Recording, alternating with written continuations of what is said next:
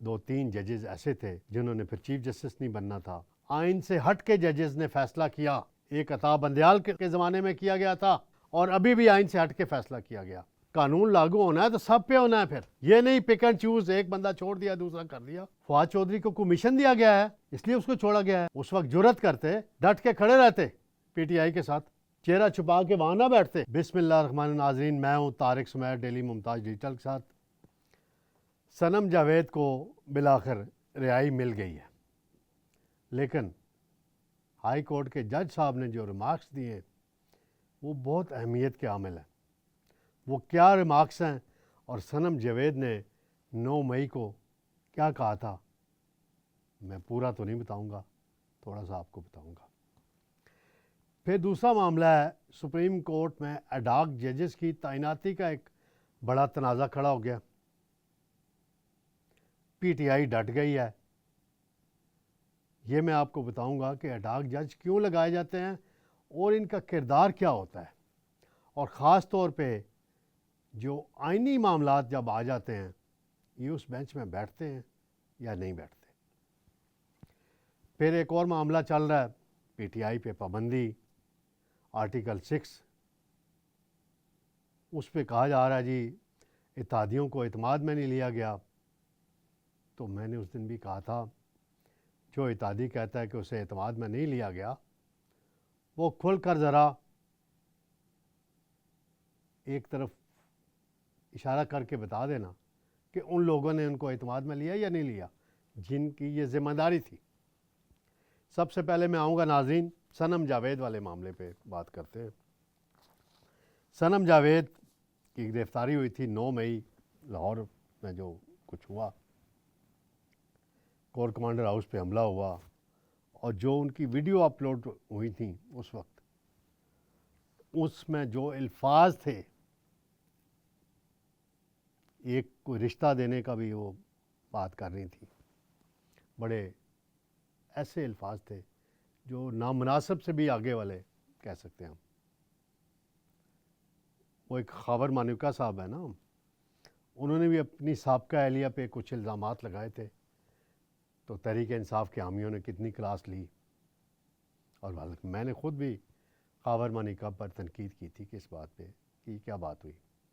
تو صنم جاوید کے بھی کچھ الفاظ اچھے نہیں تھے.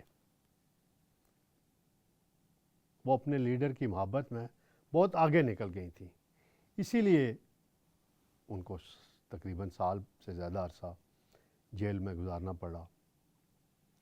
اس نے جرت سے جیل کاٹی، اس میں کوئی شک نہیں. کوئی کمپرومائز نہیں کیا، کوئی عثمان ڈار نہیں بنی،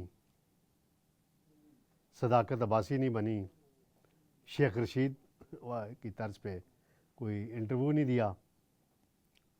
یہ اس کی قابلیت ہے اس خاتون کی. اس نے جرت سے اپنے معاملات کو آئینی جنگ، قانونی جنگ لڑی ہر عدالت میں. اس کے کبھی کس شہر میں لے جاتے تھے، سرگودا، کبھی گجرانوالا، کبھی لاہور، کبھی بلوچستان میں آیا معاملہ تو پھر یہ ہوا.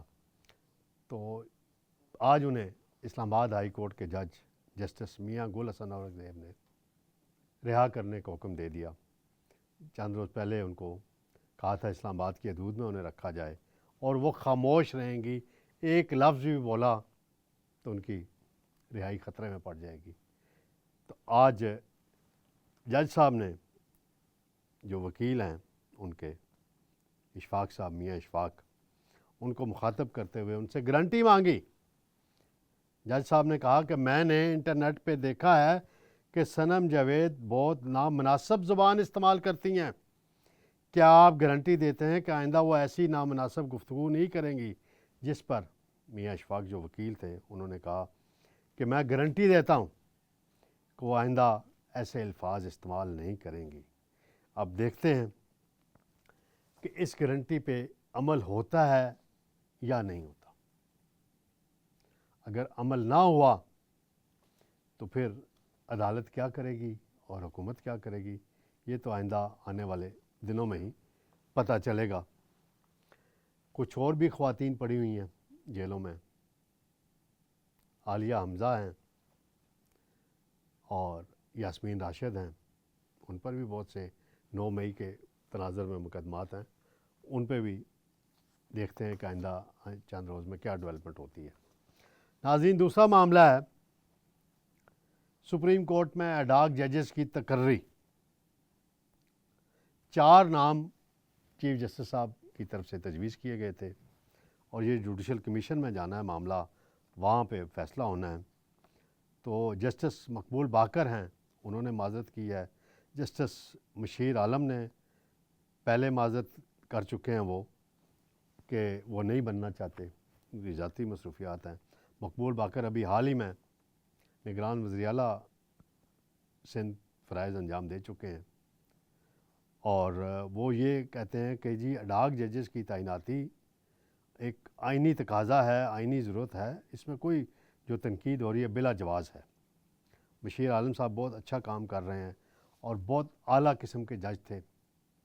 خواجہ سعد رفیق کو جب پکڑا گیا تھا نیب کے ایک جھوٹے مقدمے میں، انہوں نے بہت خوبصورت فیصلہ لکھا تھا اور نیب کے پخشے اڑا کے رکھ دیے تھے انہوں نے، اور بہت اچھی شہرت والے یہ جج رہے ہیں۔ پھر ابھی جو نام آ رہے ہیں، میاں عالم مظہر خیل اور جسٹس طارق مسعود ہیں، وہ قبول کر چکے ہیں۔ وزیر قانون صاحب بھی کہتے ہیں جی 19 کو یعنی کل اجلاس ہو رہا ہے جوڈیشل کمیشن کا، وہاں اس پہ فیصلہ ہونا ہے، اور وزیر قانون کہتے ہیں کہ جی قاضی فائز عیسیٰ صاحب کی جو مدت میں توسیع کوئی تجویز زیر غور نہیں ہے۔ واقعی اب تو ہونی بھی نہیں چاہیے۔ اعظم نذیر طارق صاحب اب بہت سنجیدہ وکیل ہیں، بڑے اچھے آپ وزیر قانون کے طور پہ بھی فرائض انجام دے رہے ہیں، لیکن آپ سے جو غلطی ہوئی، بنیادی بڑی غلطی ہوئی، وہی آپ نے ایک انٹرویو دے دیا کچھ ماہ قبل، اور آپ نے یہ کہہ دیا کہ آئین میں ترمیم کریں گے اور چیف جسٹس کی مدت 3 سال کریں گے، جس کا واضح مطلب تھا کہ قاضی فائز عیسیٰ صاحب کو مزید 1.5 سے 2 سال مل جانے تھے، اور 2-3 ججز ایسے تھے جنہوں نے پھر چیف جسٹس نہیں بننا تھا۔ پھر وہ معاملہ میں جو کچھ ہوا، آئین سے ہٹ کے ججز نے فیصلہ کیا۔ ایک عطا بندیال کے زمانے میں کیا گیا تھا پنجاب اسمبلی کے 20 MPs کے معاملے میں، اور ابھی بھی آئین سے ہٹ کے فیصلہ کیا گیا۔ اس کو نظریہ ضرورت سے بڑھ کے بھی کہا جا رہا ہے۔ وہ ہمارے بڑے سینئر صحافی ہیں قیوم صدیقی صاحب، انہوں نے اسے نظریہ یوتھیائزم کا نام دیا۔ صحافیوں میں ان کو جسٹس صدیقی کے نام سے پکارا جاتا ہے، صحافیوں کے جسٹس صدیقی ہیں وہ، کہ اپنا ان کو عدالتی کوریج کا اتنا وسیع تجربہ ہے، اس بنیاد پہ ان کو یہ انہوں نے اتنا سخت لفظ لکھا۔ کسی نے ان کو نہیں پوچھا کہ توہین عدالت ہوئی ہے، کیونکہ وہ بھی تو یہ ایک آئین سے ہٹ کے فیصلے ماضی میں بھی ہوئے ہیں، اب بھی ہو رہے ہیں۔ تو آئین کے اندر ہے کہ اگر فیصلہ کیا جائے، آئین کو ری رائٹ کوئی جج نہیں کر سکتا، یہ اختیار صرف پارلیمنٹ کا ہے، اور پارلیمنٹ پہ میں بھی 2/3 اکثریت چاہیے آپ کو، یہ نہیں کوئی سمپل میجارٹی، کوئی ایکٹ بنانا ہے، قانون بنانا ہے، آپ کر لیں۔ اب جو معاملہ ناظرین بنا ہوا ہے ایک اور بغاوت کا کیس بنانا ہے، تو میں نے اس دن سوال اٹھایا تھا کہ فواد چودھری کو کیوں چھوڑ دیا گیا؟ کیا فواد چودھری سے محبت ہے اطاعت آرڑ کی، حکومت کی یا اسٹیبلشمنٹ کی؟ جیسے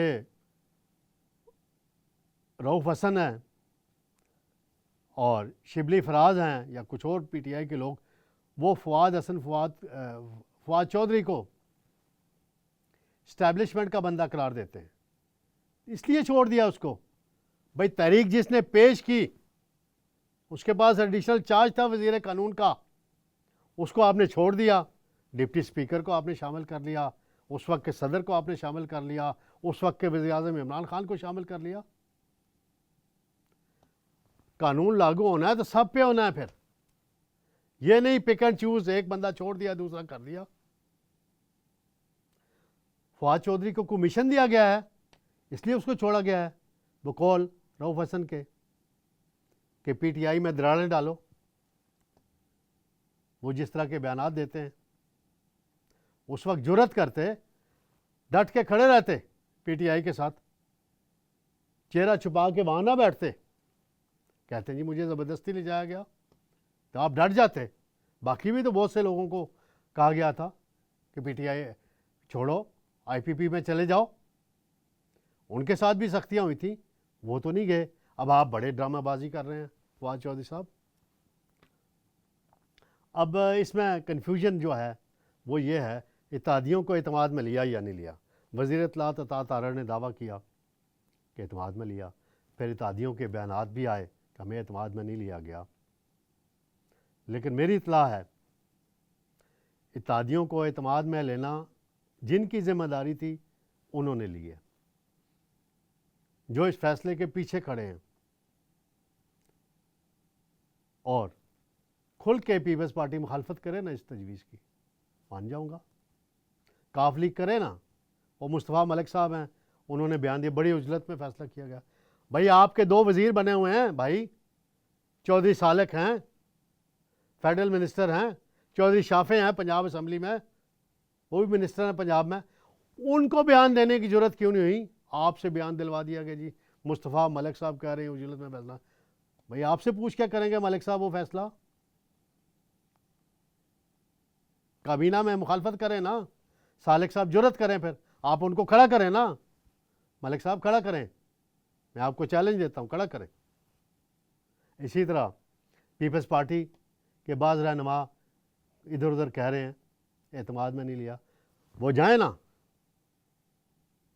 ये इधर एक दफ्तर है इस्लामाबाद में, वहाँ जाएं, एक माह दूसरी साइड पे दफ्तर है, एक दूसरी जगह दफ्तर है, वहाँ जाएं, वहाँ जाके कह दें कि भाई हाँ हम इसकी मुखालफत करते हैं, देखता हूँ फिर क्या होता है। ऐसे ही अतात तारड़ को निशाना बनाना तो बना लें। हाँ, अतात तारड़ की बड़ी ट्रोलिंग की जा रही है जी आजकल, तहरीक इंसाफ के हामियों की तरफ से बहुत ट्रोलिंग की जा रही है, बड़े उसको पता नहीं क्या क्या, और भाई उसकी ड्यूटी है, वज़ीर इत्तलात है, जो भी होगा उसने हुकूमत का मौक़िफ़, हुकूमत का नुक्ता नज़र, फ़ैसला कन्वे करना है मीडिया में आके। अतात तारड़ ने पहली दफ़ा MNA बने हैं, बड़ी अहम वजारत उनको मिली, पार्टी की आदत उन पर एतमाद करती है, नवाज शरीफ उन पर एतमाद करते हैं, शहबाज शरीफ वज़ीर-ए-आज़म उन पर एतमाद करते हैं, मरीम नवाज़ उन पर एतमाद करती हैं। उनके दादा जो हैं वो सदर पाकिस्तान रहे हैं, जस्टिस रफ़ीक तारड़ साहब, शरीफ अल-नफ़्स शख्सियत के मालिक थे। तो अतात तारड़ अपना काम कर रहा है भाई, दलील से उसका जवाब दें, उसकी उल्टी पुल्टी तस्वीरें लगा के इसका क्या फ़ायदा? ट्रोलिंग का कोई फ़ायदा नहीं होता। वक्ती तौर पे आप बड़ी खुश होते हैं जी, अब ट्रोलिंग कर रहे हैं, भाई दलील से जवाब दे, ठीक है। मैं अगर PTI में किसी एक शख्स को की तारीफ़ करता हूँ कि वो अपने बयानात, अपने लबो लहजे में इखलाक का दायरा से बाहर नहीं जाते, वो हैं बैरिस्टर गौर साहब, चेयरमैन PTI आजकल, बड़े सॉफ्ट स्पोकन हैं, डट के अपनी बात करते हैं पार्टी की, अपने चेयरमैन इमरान खान के लिए बात करते हैं, फाइट करते हैं अदालतों में जाके, लेकिन बद ज़बानी पे नहीं उतरते, बड़ी खूबी है उनके अंदर। और मैं उनके मुंह पे भी 2 दफ़ा ये बात कर चुका हूँ। उमर अयूब साहब वैसे तो कई पार्टियां बदल के आए हैं, वो भी अपनी मौक़िफ़ बयान करते हैं अपोजिशन लीडर के तौर पे, लेकिन बाद दफ़ा वो पटरी से थोड़ा सा इधर उधर हो जाते हैं। 190 मिलियन पाउंड में कहा जा रहा है जी कि अपना आज़म खान ने बयान की, जो उन्होंने रिकॉर्ड कराया अदालत में, उसकी कापी सामने आ गई है जी, वो हो गया। उन्होंने कोई नई बात तो की नहीं, वही उन्होंने प्रोसीजर बताया कि जी शहजाद अकबर समरी लेकर आए, सीक्रेट रखा गया, बंद लिफाफा था, हमने एजेंडे इजाफी एडिशनल एजेंडे के तौर पे करके और उस वक्त के कैबिनेट सेक्रेटरी से बात करके मैंने वो शामिल कर लिया, और जब बंद कमरे की मीटिंग हुई तो मैं मीटिंग से उठकर चला गया। तो ये तो होता है जब कुछ सियासी मामला आता है या खुफिया मामला होता है, तो ब्यूरोक्रेट्स को ہمیشہ کابینہ کے اجلاس سے باہر نکال دیا جاتا ہے۔ تو یہ سارا شہزاد اکبر صاحب کا کھیل تھا۔ شہزاد اکبر صاحب خود اب لندن میں بیٹھ کے وہاں سے ویڈیوز اپلوڈ کر رہے ہوتے ہیں، اپنی رائے دے رہے ہوتے ہیں، ان کا حق ہے رائے دیں، لیکن اگر اس معاملے کو اس وقت بھی قانونی طریقے سے صحیح طریقے سے اوپن ڈیبیٹ کر کے کابینہ میں منظور کرایا ہوتا تو آج عمران خان پہ 190 ملین پاؤنڈ کا کیس نہ بنا ہوتا۔ ناظرین، انشاءاللہ کل آپ کی خدمت میں دوبارہ حاضر ہوں گے۔ اللہ حافظ۔